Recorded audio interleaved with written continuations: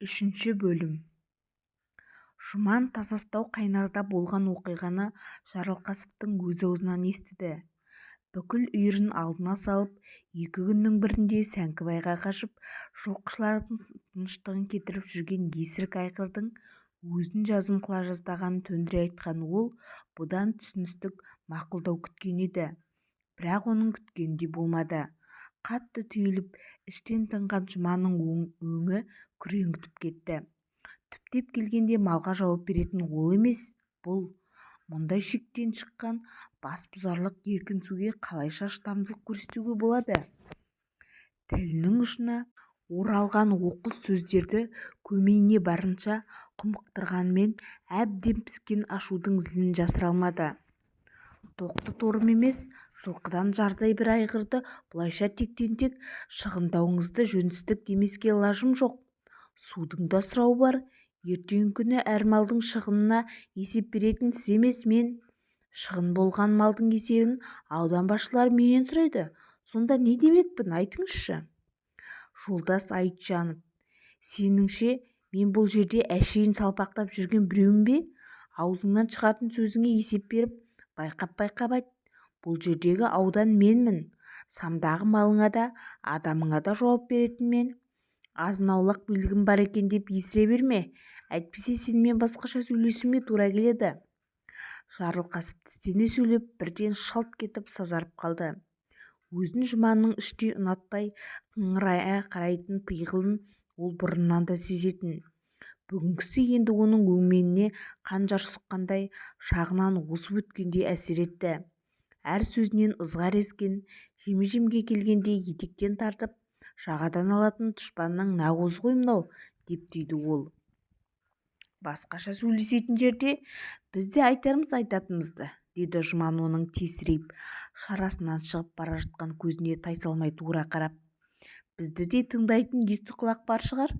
Мен де мұнда сіз сияқтылардың тәлкегі болуға жіберген жоқ, біліп қойыңыз. Тоқтат, қалтаңдағы партбилет саған артық болып жүр екен ғой. Өзіңмен коммунистше сөйлескенге түсінбесең, ауданда бюрода түсінетін боласың әлі. Бүгіннен бастап жұмыстан боссың, бар, жөніңді тап. Мені бұл жұмысқа тағайындаған сіз емес, жолдас Жарылқасов. Сондықтан босататын да сіз болмассыз. Малды самнан қайтарғанша өзіме жүктелген қызметті коммунистше атқара берем. Менің сөзім осы. Жұман штаб кеңсе аталатын жертөледен шығып жүре берді. Жарылқасып сазарған қалпы отырып қалды. Наурыздың басын ала, малдың алды құмнан шығып, қысқы жиналысқа келген іздерімен 3 сала арнаға түсіп, үстірт тасып жемге қарай қозғалды. Былтырғыдай биыл да жемнің бергі бетіне иек арта бере қойды қоздатып, тасыған су қайтқасын арғы жағаға жайлауға төлді аяқтандырып шығуды көздеген сам, көрші құрсағы ауырлаған малды бабымен жайып жылжи бермек. Анадағы 100 шайыр судан кейін бір-бірімен ұшыраспаған Жұман мен Жарылқасып малды құмнан көшіруге байланысты мәселемен тұрыштың басында штабта кездесуге мәжбүр болды. Көшті басқарудың түгелдей Жұманға жүктеген Жарылқасып өзінің жаз басына дейін самда қалатын ірі қара табандарындағы малшылардың бір-бір адамнан және тұрыштың басындағы есепші, кілтші сияқтыларды қалдырып, құрылыс салу жұмысын ұйымдастыруды қолға алатынын айтты. Құмға келгелі айтып жүрген ісін Жарылқасыптың ақыры орындауға бет бұрғанда көз жеткен Жұман онымен бұл мәселеде келісімге келе алмайтынын білді. Білді де сөзін шығындамады. Қызылқуыс арнасына құлайтын көштің соңы жалғызқұдықты қыстаған Исалынікі еді. Жұман бүгін кештерде соған жетіп алмақты ойлап, аялдамай суыт жүріп кетті. Құмнан шығып үстіртті баурайлаған Исалы қосына ол үлкен бестін шамасына ілге жетті де, бір қонып таңертең ептелетіп көштің алдына кетіп бара жатқандардың соңынан кетті. Бір-екі жұмадан соң алды қоздай бастайтын саулықтарды қуалай жаймай мамырата өрістетіп келе жатқан Исалы көші жолы орта сауғанша тоқтаған жерлерінде үш керегеден қос тігіп бір түн аялдап жүріп отырды. жәмила келіннің біраздан бері өңі кірмей жағы суалып қиқулданып жүргенін байқаған. бірақ мұны қуаннан хат-хабар болмай, оны да өздерінде іштей кемірген сары уайымның салдары шығар деп жорамалдаған-ды. сағиланың басындағы ауыр мен тұсаудың аралығындағы бұл хал қыс ортасы ауа атасының құяңы ұстап 10 шақты күн үйде жатып қалған кезде тап болған еді. қойды күндегі өрісіне ауылдан 2-3 белең асырып жайып кеткен сағиланы сол күні түс әулетінде құм арасында жарылқасып қармауына түсірді. аттың арқасын босатып отқа жіберген ол қойдың шетін жайлауыта қайырмалап келте сапты шапашотпен түбірінен шауып отындық шағыр шауып жүрген болатын. атын шылбырынан жетектеп өзіне тақаған, жүзінде жағымсыз зымиян күлкі ұялаған жарылқасыпты көргенде оның өн бойын суық діріл билеп, тілі байланып қалғандай күй кешті. абжыланға арбалған көкжиектей тұрған орында состиып қалған сағиланың іші-бауыры қалтырап бара жатты.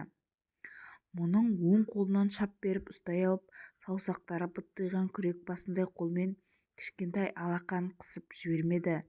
амандығын, халін, жағдайын айналып-толғанып сұраған оның сұрқылтай сөздерінен сағила түршіге жиіркенді де ләм деместен бұлқынып жүзін бұра берді. осы мезетте жарылқасып оны өзіне қарай жұлқи тартып қапсыра құшақтай алды. жібер мені, қандай жексұрынсыз, деп тамағын жырта айқайлаған ол мұның темірдей құрсауынан жан дәрмен жұлқынып бұлқынғанмен босана алмады. тамағын сілекейлей иіскей сүйіп, күртесінің омырауын ілгектерімен үзе-мүзе ағытып, қап-қатты қолмен тып-тығыз бұлтиған емшегін қысып-қысып жібергенде оның құлындаған даусы шығып кетті. көзді ашып-жұмғанша болмай бүктей-мүктей үстіне төне құлаған оған қарсылық жасауға сағиланың шамасы жетпеді. тып-тыныш бұйыққан құм арасында, көгілжім аспанда жарқырап тұрған күннің астында сағиланың адал тәні арсыз зұлымның күнәһарлық әрекетімен еріксіз ластанды. қуанға өзін елжірей сүйген сүйікті жарына ғана арналған тұп-тұнық таза тәнін аяқ астынан тап болған мына дүлейден қорғай алмады. құр сүлдесін қалдырып, адамдық болмысын, жан жүрегін суырып әкеткен сол сұрқия сәттен бастап оның өзіне ғана аян іш құсталық дертке ұшырағанының сол сұмдық қорлығы жаны мен арын күн санап кеміре берді. қуанның тірі екеніне сеніп келген жүрегі ештеңеге де, тәтті үміт пен сағынышқа да жібімес қара тасқа айналып періштеніп кеткендей, оған тіршіліктің мәні ада-жұда құрып біткендей еді. өкси де алмай, көзден жас та шығара алмай күйрей берген ол мұны пиғылы қара сол бір дүлейге өзінің аяусыз қорлатқан құм тылсымынан тез алыстап кетуді тіледі.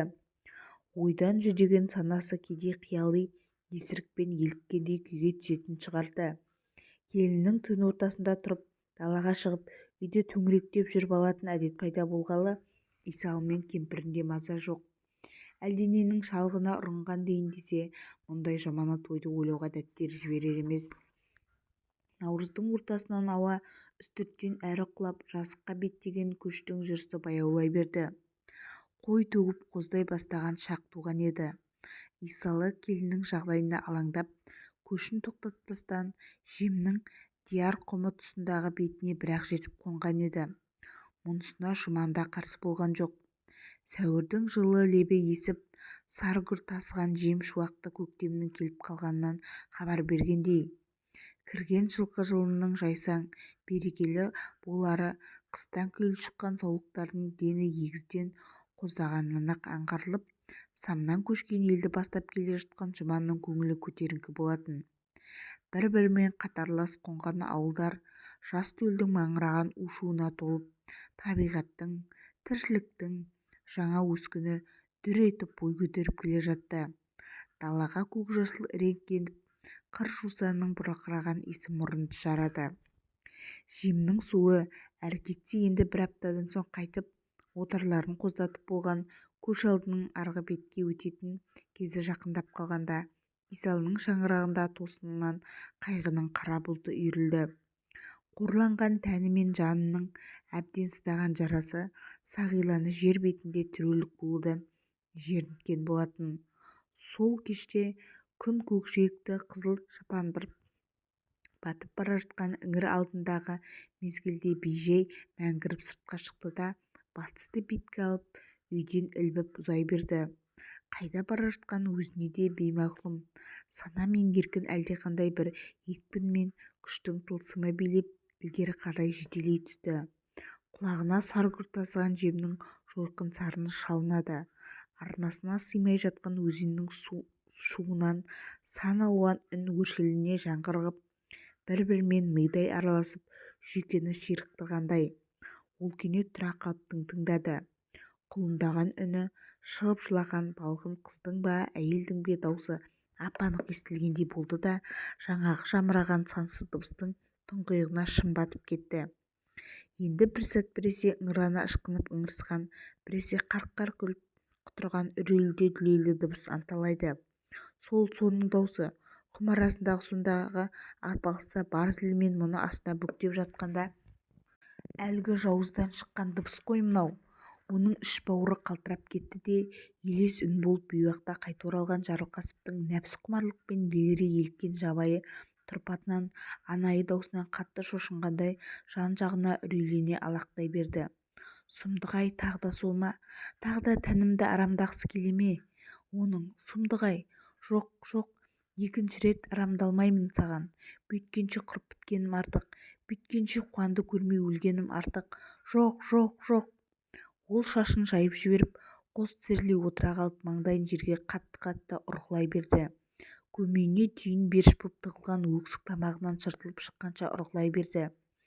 Енесінен танғандай күйде біразырақ жатқан Сағиланы тағы да сол бір белгісіз күш орнынан тұрғызды.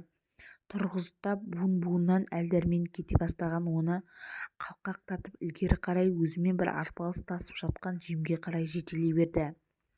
Көз алдын тұнжыр көлеңке қамап беттеп бара жатқан маңдай тұсы белгісіздік кеңістік пен шексіздікке ұласып кеткендей. Кеудесінің алқына ұрғылаған жүрегінің соғысы құлағын тұндырды. Ойдан да үрейден де ада болған жан жүйкесі тән өзінікі ме, бөтен біреудікі тәрізді. Тіршілік енді осы бір мезетте ол үшін аңырап бос қалғандай, өзінің дүнияуи мәнісін айырылғандай. Тіпті аяғының астында қатқыл жерді сезбейді. Жүріп келе ме, қалқып келе ме түсініп білу сезімінен ажырап қалған еді. Ендігісі оған бәрібір болатын. Жер дүниені жасартып, жаңа тынысын сездіртіп келе жатқан көктемде, арнасына сыймай өрекпіген жем өзенде, бәрі де Сағила үшін өзінің тіршілік аясындағы мағынасын ада-жұда жоғалтқанда. Еліріп, ентелей жүгіре басып, жемнің құлама кемеріне жеткенде, одан төмен қарай құлап бара жатқанын да сезбеген Сағила бір қас қағымда өзін осылайша мәңгілікке байыз таптырды. Ішін кеулеген жан дертінің құпиясын баға ашылмаған жас ғұмырының басына шер-шермен қылып толтырып өзімен бірге ала кетті.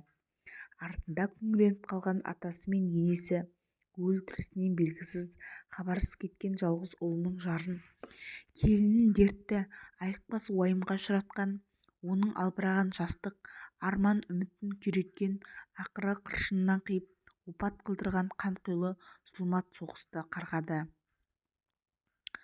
Тұрыштың іргесіндегі ишан жатқан қорымда, үстіртке шығар жолдың аузындағы төбенің басындағы мазар, зираттарды бұзу жұмысының басталғанына да бірталай уақыттың жүзі болып қалған.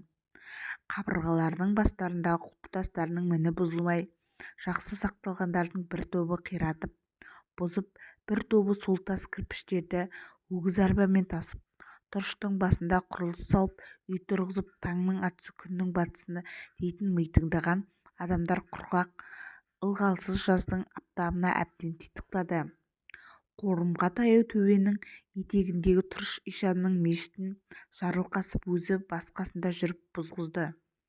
Осы жұмысқа өзі іріктеп алған жас кәрісі аралас топтың арасынан ойпырмай әулие ишанның салдырған мешітін қасиетті тұтқананы бұзғанымызға тәңірдің кәрі тимес пе екен дегендердің күңкілдескен наразылығын құлағы шалған оның қаны басына теуіп әлгілерге сесін төндіріп діншілдікке салынып үкіметтің тапсырмасынан бас тартсаңдар түрмеге қаматтырамын деп қорқытты. Екі сөзінің бірінде үкіметтің атынан сөйлеп аттырам да шаптырам қаматтырам дейтін оның сес айбарынан тайсалған жұрт бұл іске амалы құрығаннан мойынсұнды. Зират мазарларын мешітті қиратып болған соң Жарылқасып Тұрыш ишанның мешіт жанынан салдырған медресесін қолға алды. Күмбездеп еңселетіп асқан шеберлікпен келіс салынған медресе ғимаратының сәулетіне ол көрген сайын таң-тамаша қалатын. Бұздырар алдында да Жарылқасып медресенің іш-сыртын тамашалай қарап шықты.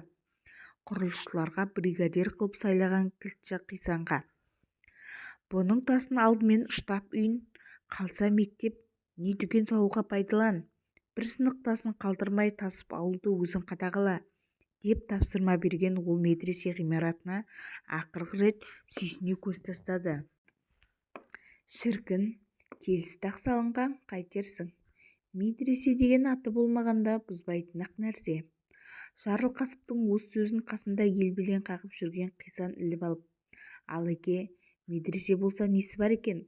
Осыны бұзбай-ақ екі жағынан есік шығарып, кеңсемен мектеп жасай салмаймыз ба, деді. Медреседен кеңсемен мектеп жасайық дейсің ғой, деп мысқылдай күлді Жарылқасып. Мұны қалай түсінуге болады? Өзі былай әдемі болғасын, әрі жаңадан құрылыс салып, күш шығындамаймыз дегенім ғой, деп міңгірледі Қисан. Оның үстіне? Оның үстіне не? Оның үстіне құрылыстың бәрін биыл салып үлгермейміз ғой. Үлгересің. Қыс түскенше уақыт жеткілікті. Өзім барып жаз ортасына таман ауданнан тағы бригад жасақтап берем. Онда үлгереміз деп Қисан басын шұлғыды.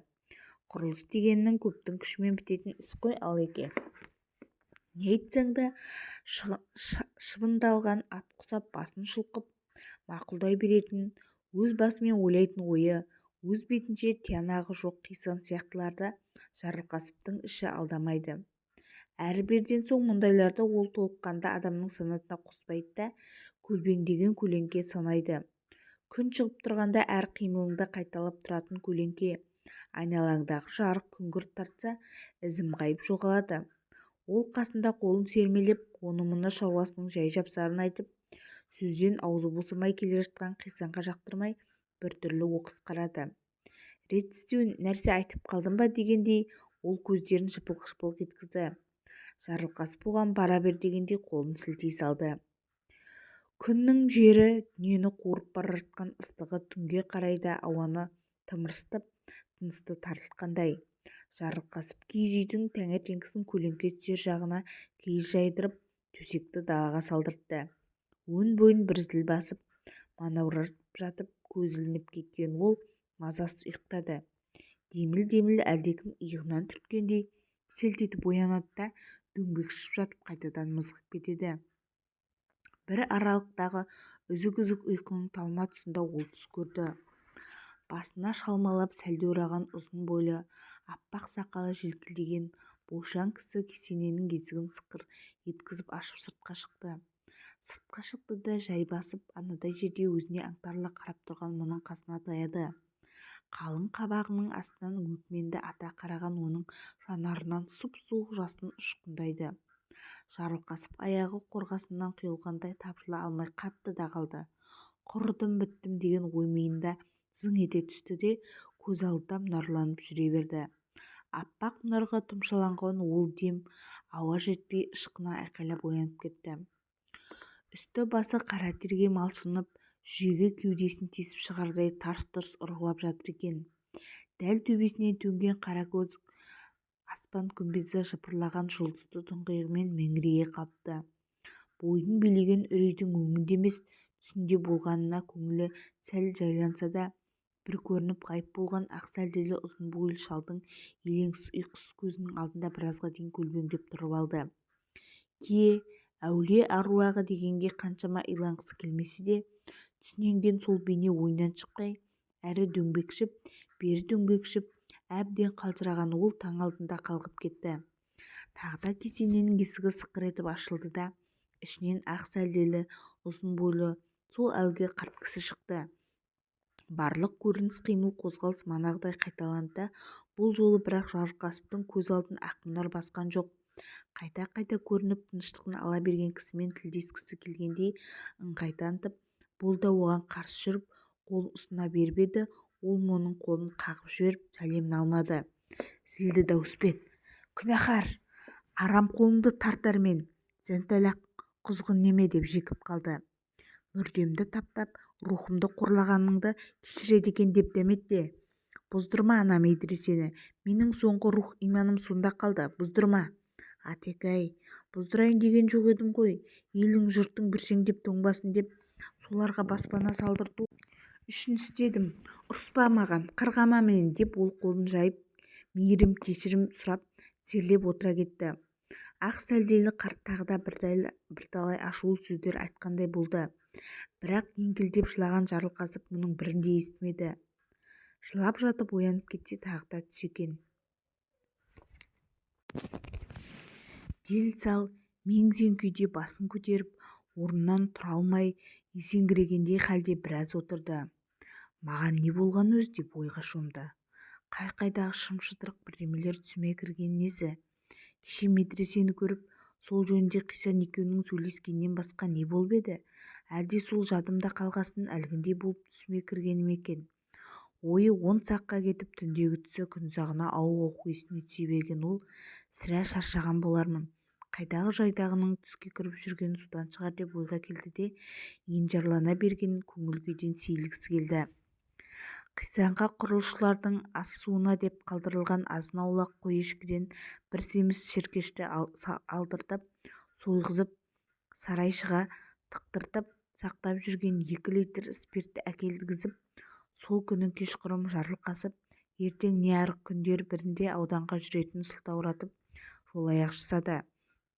Қырлы стақанның иініне дейін келтіріп мүлмілдете құйылған спиртті шай үстінде бірінен соң бірін тастап жіберген ол жүрегін жан жүдеткен мазалаң ойдан сейіліп сергіп сала берді. Бөтекесі бітеу семіз серкештің былқып піскен еті ортаға келгенше Жарылқасып пора-пора терлеп қызара бөртіп нағыз бабына келді. Ешкімге дес бермей сөйлеп отырғанда өзі. Жарылқасыптың кім екенін білмей жүр бұл жұрт деп иегін көтере шалқи есілді ол. «Мына бір қиянда жатқан жабайы құмыңды көрде тұрыңдар, ел паналай алатын мекенге қалаға айналдырам. Кім не десе о десін, баспана ең алдымен сүйегі қурап қалғандарға емес, тірілерге керек. Сол үшін де жақсы кірпіші, тасы бар мола, мазар, кесене-месене атаулының бәрін бұздыртамын да, мына отырған бәріңе арып ашып, жер түбінен малын айдап келетін малшыларға баспана мен қора, солардың балаларына мектеп салдырамын. Бәрін салдырамын, біліп қойыңдар. Сосы үшін мені кінәлі дегендердің тап әкесінің аузын». Қисан мен шикіл сәрі беті шидей қызарып кеткен Сейткәміл есепші бастарын қосарлана изеп-изеп қояды да: «Біздің Алекең үшін» деп өрт суды қылқ-қылқ жұтады. Мал деп малша өмір сүруге болмайды ғой, жарқындарым-ау. «Әрине болмайды, дұрыс айтасыз» деп қоштайды оны көзі кілгіре бастаған Сейткәміл. «Сондайлардың бар ғой, сондайлардың талайын көріп те жүрміз Алеке. Мал әрине біздің тіршілік етер талшығымыз, жеп отырған нанымыз, бірақ малды бағатын, өсіретін адам екенін қалайша еске алмаймыз. Малдың жайын жақсы білемін деп тек соны ғана өзінің ісіне көзір қылатындарды да көрдік. Сейткәміл, дұрыс айтасың. Осындайлармен дұрыстап сөйлесерімізде тәубесіне әлек келтіреміз. Хе-хе-хе. Құй Қисан, азамат дегендер, еркек дегендер осы қисандардай болу керек қой. Солай ма келінжан айналайын?» Тегенеге құйылған ыстық сорпаны сапырып отырған бадырақ көз тыриған қара қатын Жарылқасыптың өзіне қарап бірдеңе айтқандай болғанына ғана аңғарды, бірақ естімегенін сездірмей басын изеп мақұлдаған ишара білдірді. «Ертең мен ауданға кеткесін сен естіп отырсың ба? Сен осындағы шаруаның барлығына жауап беретін бастық болып қаласың. Так что?» Жарылқасып оған қарата сұқ саусағын безеп-безеп қойды. «Ұқтың ба? өзін атын қосып айтқан жарылқасыптың сөзін шала-шарпы естігенде болған қисан мойнын дұрыстап ұстай алмай басын бұлғаң-бұлғаң еткізді. Түн ортасы ауғанша гөй-гөйге басып қып-қызыл мас болған жарылқасып орнынан тәлтіректей тұрып сүріне-мүріне далаға шығып кетті. Қисан мен Сейіткәміл отырған орындарында қылжиып қала берді. Аяғын әр жерден бір шалыс басып, ол өзінің қайда маңып бара жатқанын білмейді де сезбейді. Өзінен өзі сөйлеп әлдекімді сыбап балағаттап бара жатты. Сен шал, әулие болмақ түгел құдай болсаң да тыныш жат, естисің бе, тыныш жат, әйтпесе көріңнен өкіртіп суырып алам былай. Солай ма екен, қорқасың, мен саған ойнатайын. Әйтіп бүйтетін ойыншық емеспін, біліп қой, әйтпесе бар ғой, мен сені. Миы аузына түсердей басы солқылдап, тілі таңдайына жабысып қалғандай. Құлаған жері Тұрш ишан мешітінің қираған үйіндісінің маңы екен. Жарылқасып бұл жерге талай келгенін, қашан келгенін біле алмай есеңгіреді.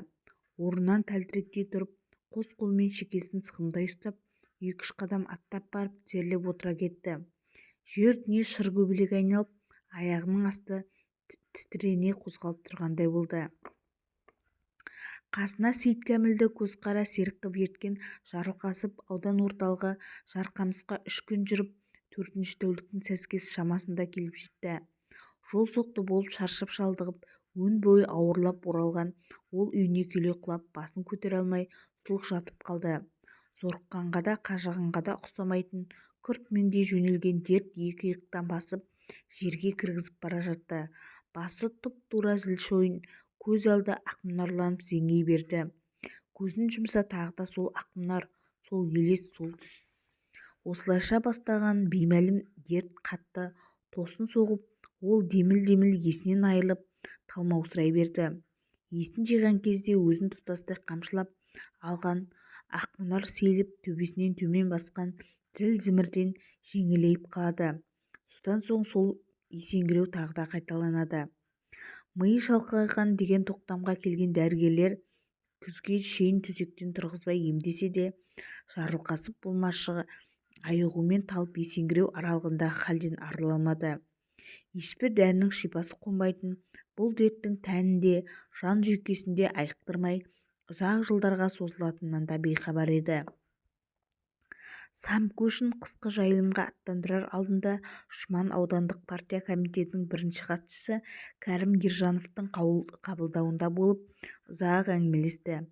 Малдың жай-күйін, шаруашылықтың жай-жапсарын жақсы білетін аудан басшысы көп жайттарға қаныға келіп, биыл жалғыз өзіңе қиын соқпай ма деп сұрады. Жарылқасыптың жағдайын өзің білесің, ауруға ұшырады. Әлде Отарбаев жолдасты лекеңді жіберейік пе уәкіл қылып? Сол самның жер жағдайында адамдарды да бес саусағындай біледі. Қалай қарайсың бұған? Отарбаев барса қанекей, деді Жұман сәл ойланып барып.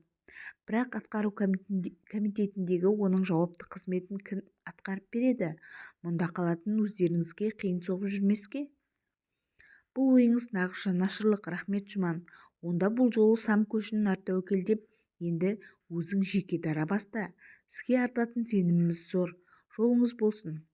Ержанов үстелінің тартпасында жатқан Жұманның үстінен жолданған Жарылқасыптың шағым жазбасының шекесіне Айжановқа тағылған кінә негізсіз жабылсын деп жазып қол қойды.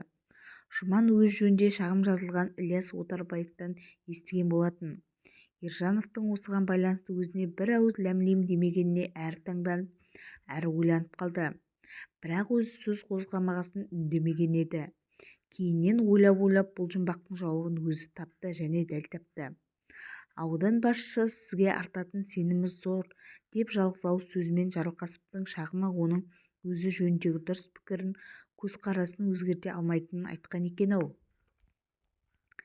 Келіні Сағиланың қазасы ауыр соққы болып тиген әрі жалғыз ұлы Қуаннан бір жылдан бері хабар болмай, көңілдері жасып жабыққан Исал мен кемпірі әбден шөгіп кеткен еді. Екеуден екеу шоқиып қалғалы, бұрынғысынан бетер қоңырайып жүдеу тартқан үй ішін ауыр тағдырдың мұңлы зілі жайлап алғандай.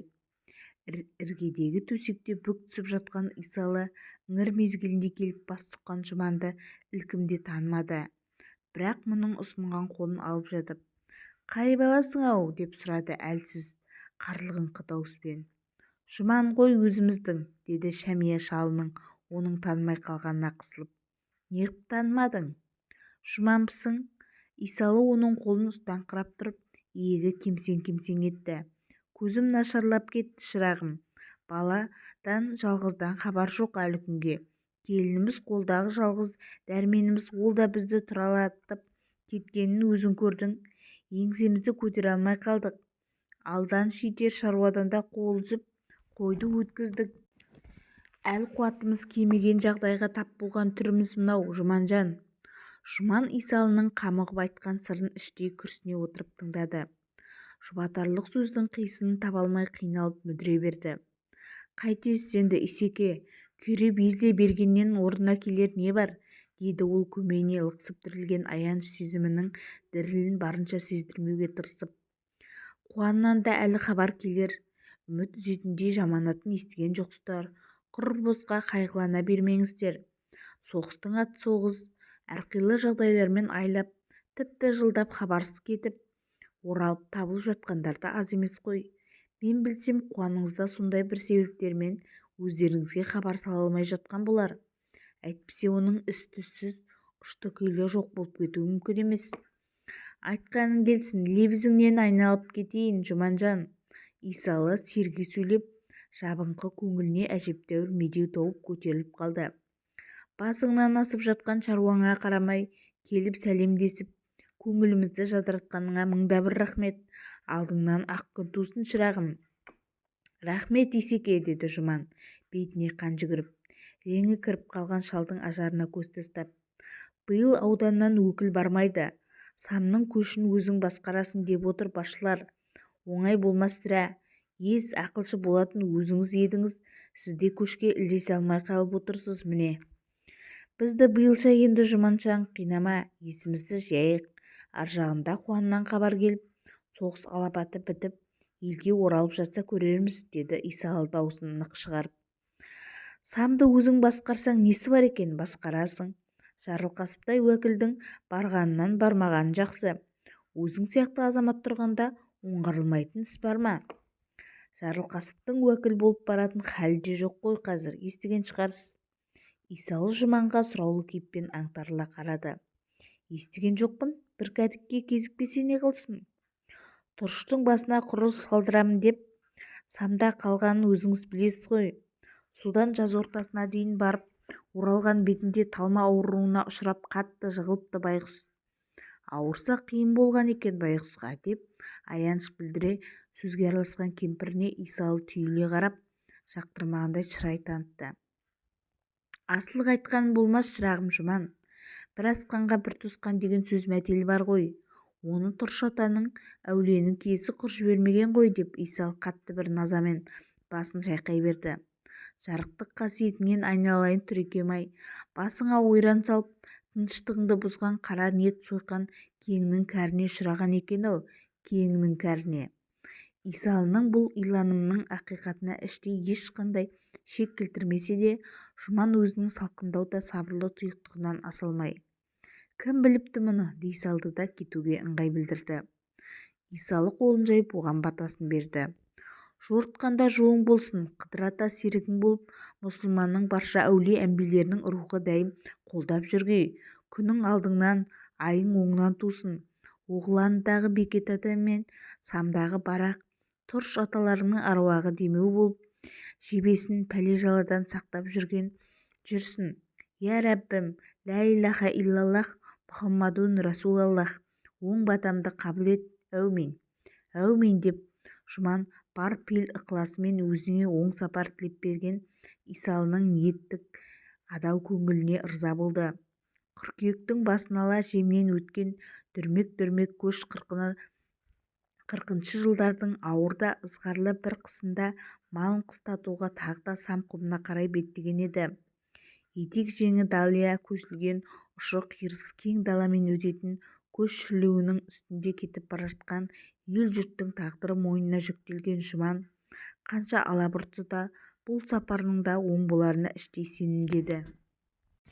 30 жылдан соң жемнің арғы бетінде Қоскөлдің шабынында пішен дайындап жатқан шөп ауылдан алтын кешке сала оралып келе жатқан Жұман өткел аузында құмға батып тұрған ақсұр ГАЗ-21 Волганың тұсынан өте бере шопыры Таңатқа тоқта деп ым қақты. Сірә қала жақтан келген жолаушылар болар, деді Таңат кабинаның есігін ашып жатып. Білейік қазір. Соның арасынша дембелше ақсары жас жігіт машинадан түскен бұлардың қасына келіп, «Ассаламалейкум ағасы» деп қолын ұсынып сәлемдесті. «Әлейкум ассалам, жол болсын жігітім», деді Жұман оның қолын алып. «Самнан тұрыш деген жерден келе жатыр едік. Қасында бір қарт кісі бар. Өзінің де әбден сілесі қатты, денсаулығы жоқ, сырқаты бар адам еді». «Мына құмға қашан келіп баттыңдар?» деп сұрады Таңат. 2 сағаттан асты. Содан бері өткелден өткен тірі пенде болмады. Шалым шаршады бәрінен бұрын. Сонда әлгі тұрышта бір әулиенің зираты бар екен ғой. Өзі ишан болған кісі дей ме? Соның басына түнемін деп Алматыдан келген екен өзі. «Ал өзің қайдансың?» деп Таңат оны одан әрмен терге жөнелді. «Ақтөбеденмін аға, қаладан». Жарар енді тергеуің, деді Жұман шопырына.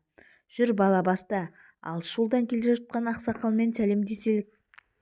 Шашы қудай аппақ, шаршаңқы, еті қаша бастаған тозыңқы сұп-сұр жүзіне әжім іздері терең түскен, кеудесі еңкіштеу, көсе екті қарт кісінің оң доға боп кіреукеленген көз жанарынан бір таныс қарастың ұшқыны жылт еткендей болды да, амандасқаннан соң Жұман сәл мүдігіп ойланып қалды.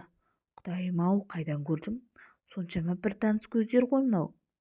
Әлгі кісі мұның кілт ойланып қарап қалған бірден сезіп, «Мен де сені шырамытып тұрмын-ау осы», деді бәсең үнмен. «Жұман емеспісің сен баяғы өзіміздің?» «Таныдыңыз ба ақсақал? Болсақ болармыз. Сізді де шырамытқан сияқтымын. Бірақ қайдан көргенімді есіме түсіре алмай тұрмын». «Шырамытсаң өзім айтайын. Жарылқасып дегенде естуің бар шығар». «Апырау, бәсе, көзіңіздегі таныс қарастан біліп едім, сіз екенсіз ғой». «Иә, мен сол Жарылқасыппын», деді ол демінен күрсін сілебі білініп. «Самдағы тұрыш ишанның басына түнеп мінәжат етіп келем. Есер бас не істетпеді маған. Соның зардабын шеккен сорлының бірі болып қалдық қой ау, Жұманжан. Сенде қылшылдаған жігітең, қартаймасаң да кекселеніпсің. Ел басқарып, абыройға жетіп жатқан атағыңды алыста болсам да естіп жүрем. Өзің көрген сол алданыш. Енді қартайып, бойдағы сырқаты шаршатқан алданыш.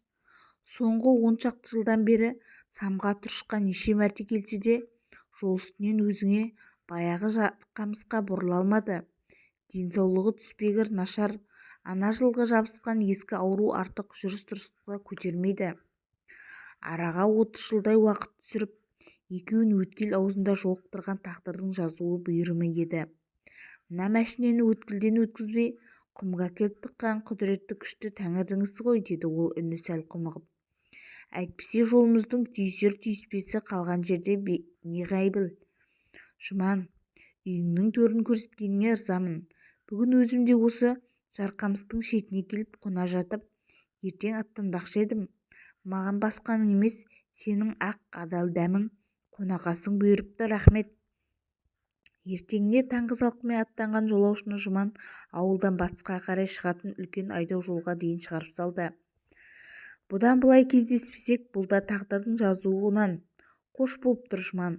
Екеумізді сол бір жылы үзеңгілестірген қияндағы самға, есерлікпен залалым тиген киелі жер, киелі құмдағы әулиеге тәу етіп келе беруге менің де әл-дәрменім жете бермес.